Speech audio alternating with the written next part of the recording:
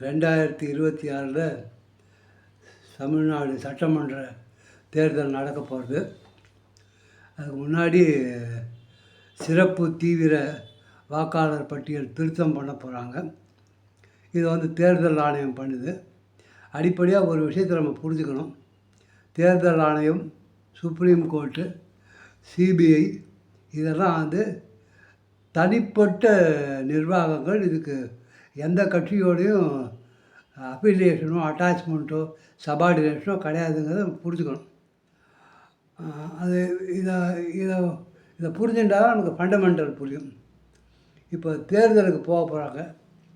வாக்காளர் பட்டியலை க்ளீன் பண்ணி ஆகணும். க்ளீன் பண்ணால் தான் நிஜமான வாக்காளர்களுக்கு வாக்குரிமை கிடைக்கும். அப்படி வாக்குரிமை கிடைத்தால் இந்த மக்கள் பிரதிநிதித்துவ சட்டத்தை முழுமையாக அதை வச்சு அதை ஒரு டூலாக வச்சு மக்களுடைய ஆதரவு பெற்றவர்களுக்கு, ஆட்சியாளர்களுக்கு பதவியை கொடுத்து நாட்டை வழிநடத்த செய்ய முடியும் அப்படிங்கிறத புரிஞ்சுக்கணும். இப்போ கூட்டணி எல்லாம் பேச போகிறாங்க. சில பேர் சொல்கிறாங்க கூட்டணி இல்லை, இருந்தாலும் எங்களுக்கு அவங்க தான் எதிரி ஒருத்தர் தான், ஆனால் கூட்டு சேர மாட்டோம். இப்படி பிரிஞ்சு நின்னால் அந்த எதிரியை ஒன்றுமே பண்ண முடியாது. இன்றைக்கி நாட்டில் பாருங்கள், எதெல்லாம் எந்தெந்த காரணிகள்லாம் எடுத்துக்கணும் கூட்டணி சேரத்துக்கு அப்படின்னா, தேசபக்தர்களாக இருந்தால், தேச நலன் சார்ந்தவர்களாக இருந்தால். இன்றைக்கி தமிழ்நாட்டில் கொடுமையான விஷயம், அரசு வேலையை விற்க ஆரம்பிச்சிட்டாங்கன்னு கேள்விப்படுறோம். இதை விட கொடுமை வேறு எதுவுமே கிடையாது. தகுதி வாய்ந்த நபர்களுக்கு கொடுக்காம அரசு வேலையை ஏதோ கடையை ஏலம் விடுற மாதிரி ஏலம் விட்டு 35 லட்சம் வரை வாங்கி கொடுக்குறாங்கன்னு சொல்கிறாங்க. இதை பற்றி விசாரிக்க போகிறாங்க. இருக்கட்டும். இதை தவிர பல கனிம வள திருட்டுகள் நடக்குது. மக்களுக்கு அடிப்படை வசதிகள் செய்து கொடுக்குறோன்னு சொல்லி பட்ஜெட் போட்டு அந்த பணத்தை அங்கே யூஸ் பண்ணாத வேற எங்கேயும் யூஸ் பண்ணியிருக்கிறார்கள். இப்படி பலதரப்பட்ட புகார்கள் வருகிறது. நம்மளும் கண்கூடாக பார்க்குறோம். ரோட்டில் எவ்வளோ டேமேஜு, அந்த ரோடு டேமேஜ்னால எவ்வளோ விபத்துகள் நடக்குது. மழை பெஞ்சால் தண்ணி எப்படி தேங்குது, அந்த தண்ணி தேக்கத்தினால எவ்வளோ உபாதைகள் வருது, எவ்வளோ விஷ ஜந்துக்கள் வருது, எவ்வளோ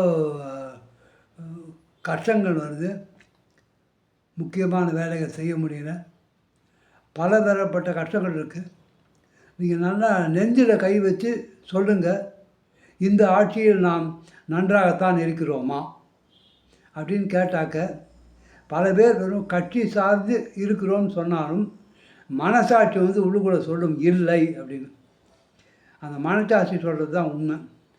அப்படி அந்த மனசாட்சி சொல்லும்படியான ஒரு கோரமான சூழ்நிலையில் தமிழ்நாடு இருக்கிறது. இதெல்லாம் மனசு வச்சுட்டு, அதாவது ஒத்த கருத்துடைய எல்லோரும் ஒன்றாக இணையணும். நம்முடைய ஒத்த கருத்து என்னன்னா, அநியாயம் பண்ணுற ஆட்சியாளர்களை அரியணையிலிருந்து இறக்கணும். அவ்வளோதான்.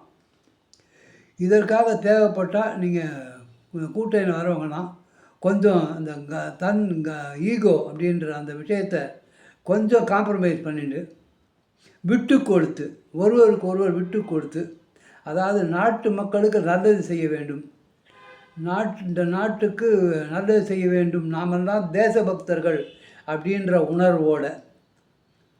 உணர்வு இருந்தால் உங்கள் ஈகோவெல்லாம் கொஞ்சம் பக்கத்தில் எடுத்து வச்சுட்டு ஒன்றாக சேர்ந்து முதல்ல அக்கிரமம் பண்ணும் ஆட்சியாளர்களை அரியணையிலிருந்து அகற்றுங்கள். அதுக்கப்புறம் பார்த்துக்கலாம் என்ன பண்ணுறது. இதுக்காக ஏதாவது அரேஞ்ச்மெண்ட் படிக்கணுமா? நான் ஒரு ஆலோசனை சொல்கிறேன். முதலமைச்சர் நாற்காலிக்கு தான் போட்டின்னா பாதியாக பிரிச்சுக்கோங்களேன். எனக்கு பாதி, உனக்கு பாதி, முன்னையோ பின்னாடியோ அக்ரிமெண்ட் போட்டுட்டு இதை மக்களுக்கு மத்தியில் மக்கள் மன்றத்தில் வச்சு மக்களும் அப்போ இதுவே இல்லாமல் ஆதரவளிப்பார்கள், ஓட்டளிப்பார்கள்.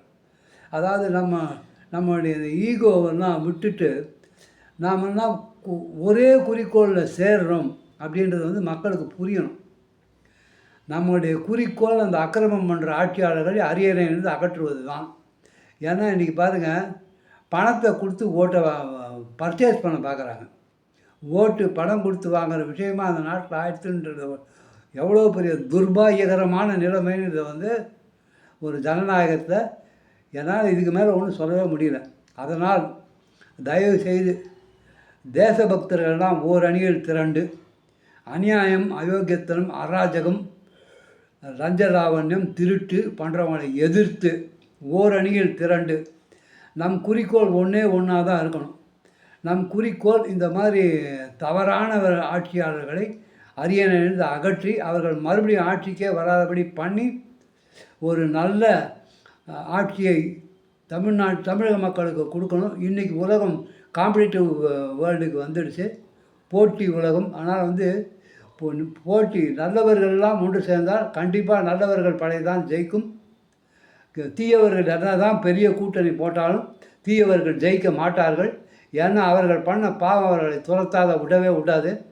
மக்கள் வயிற்றில் அடிக்கிறது வந்து எவ்வளோ பெரிய பாவம்ன்றது வந்து அதெல்லாம் உணரப்போகும்னா ரொம்ப தூரத்தில் இல்லை. அதனால்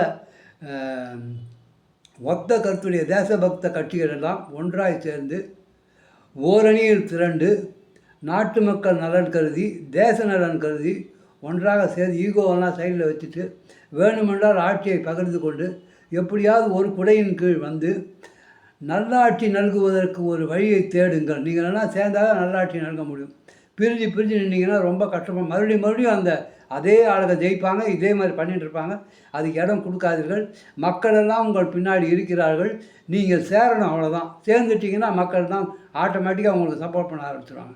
அதை மட்டும் மறந்து விடார்கள். பாரத் மாதா கி ஜெய். ஜெய் ஹிந்த்.